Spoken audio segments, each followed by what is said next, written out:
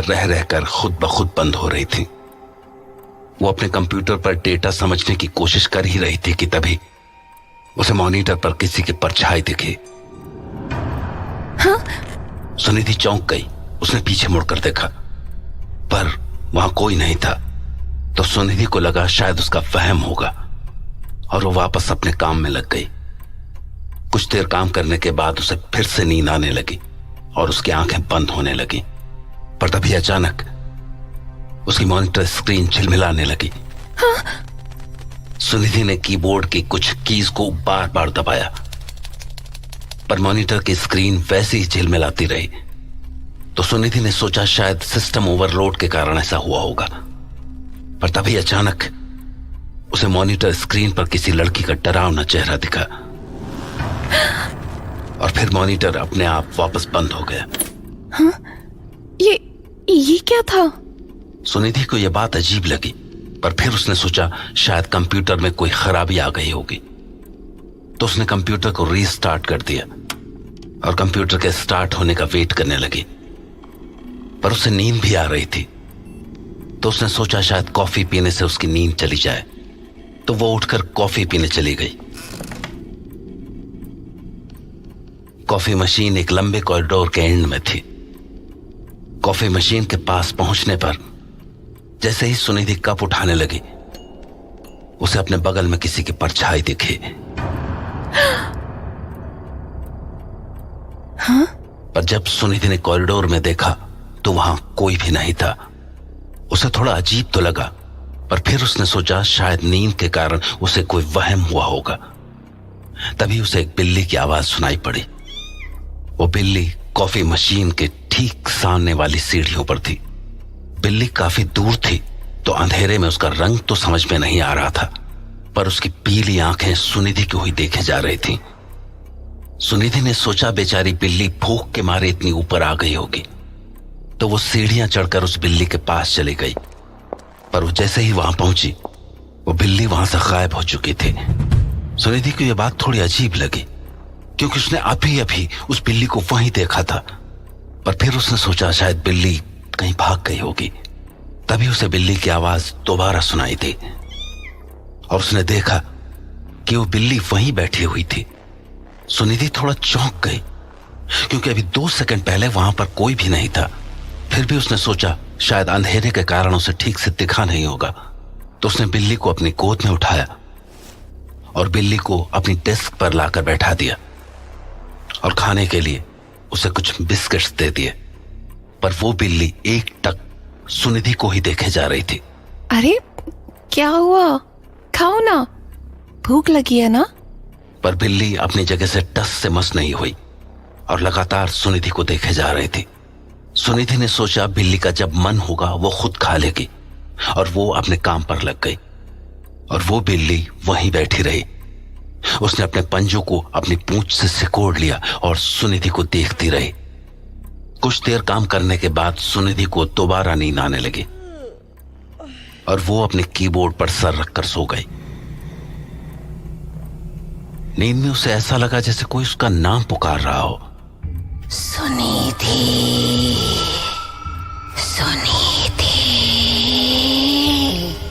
सुनिधि खुद को जगाने की कोशिश करने लगी, पर वो चाह कर भी अपनी आंखें नहीं खोल पा रही थी।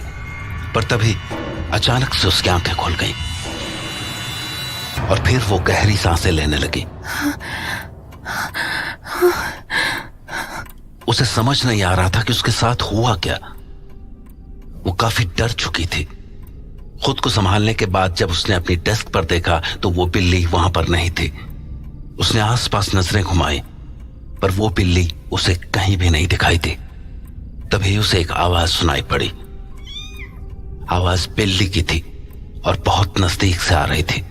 तो सुनिधि को लगा ये उसी बिल्ली की आवाज है। तो उसने दोबारा अपने आसपास देखा, पर उसे पूरे ऑफिस में वो कहीं भी नहीं दिखी। तभी वो आवाज दोबारा से आई, पर इस बार वो आवाज थोड़ी अलग थी, जैसे वो किसी स्पीकर से आई हो।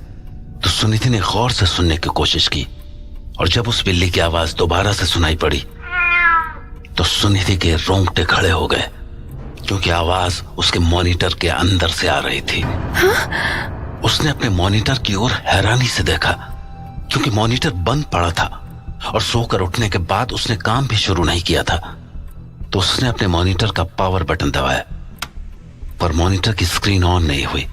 सुनिधि को यह बात थोड़ी अजीब लगी, तो उसने दोबारा कोशिश की, पर मॉनिटर की स्क्रीन में अब भी कोई बदलाव नजर नहीं आया। सुनिधि अब परेशान होने लगी थी। उसे समझ नहीं आ रहा था कि आखिर यह सब हो क्या रहा था। पर तभी उसे मॉनिटर स्क्रीन पर उसी डरावनी लड़की का चेहरा दिखा जो उसे पिछली बार दिखा था। हाँ? सुनिधि इतना तो समझ चुकी थी कि ये उसका कोई वहम नहीं है। उसने फिर से मॉनिटर का पावर बटन दबाया, पर उस लड़की का चेहरा स्क्रीन से नहीं हटा। सुनिधि को अब डर लगने लगा था। वो लगातार पावर बटन दबाए जा रही थी, पर उसके मॉनिटर स्क्रीन पर कोई असर नहीं हो रहा था। तभी अचानक उस लड़की की आंखें एक झटके से खुल गईं। Oh my God! सुनिधि अब इस बात को अच्छी तरह समझ चुकी थी कि उसके साथ जो भी हो रहा था वो कोई टेक्निकल प्रॉब्लम नहीं थी, इसलिए अब उसे डर लगने लगा था। उसकी सांसें तेज हो चुकी थी। वो वहां से उठकर भागना चाहती थी, पर वो चाहकर भी उस लड़की के चेहरे से अपनी नजरें नहीं हटा पा रही थी। तभी उसे सांस लेने में तकलीफ सी होने लगी। उसे ऐसा लगने लगा था जैसे कोई उसका गला दबा रहा हो, और धीरे धीरे उसका दम घुटने लगा था। उसे समझ नहीं आ रहा था कि वो खुद को कैसे बचाए। इसी बीच उसकी नजर अपने मॉनिटर स्क्रीन पर गई, जिसे देखकर उसकी रूह कांप गई। उसने देखा कि वो लड़की उसे हंसते हुए देख रही थी, जैसे उसे सुनिधि का दम घुटते हुए देखकर मजा आ रहा हो। सुनिधि ने अब उम्मीद छोड़ दी थी, पर तभी उसे किसी की आवाज सुनाई दी। हेलो। आवाज सुनते ही सुनिधि के मुंह से जोर की चीख निकल गई और वो जोर जोर से खांसने लगी। हेलो, कोई है क्या? अरे मैडम, आप ऑफिस में ही हैं, घर नहीं गई? मेरा गला। क्या हुआ आपके गले को? मेरा गला। भैया, एकदम से गला घुटने लगा था, जैसे कोई गला दबा रहा हो। मैडम, कोई भी तो नहीं है। मैं पूरे फ्लोर का राउंड लगा के आ रहा हूँ। इस फ्लोर पर तो कोई भी नहीं है। सुनिधि ने आसपास देखा, वहां सच में कोई नहीं था, पर वो इस बात को बिल्कुल भी मानने को तैयार नहीं थी कि जो भी उसके साथ हुआ था वो उसका वहम था। तो उसने वॉचमैन को सीसीटीवी फुटेज दिखाने के लिए कहा।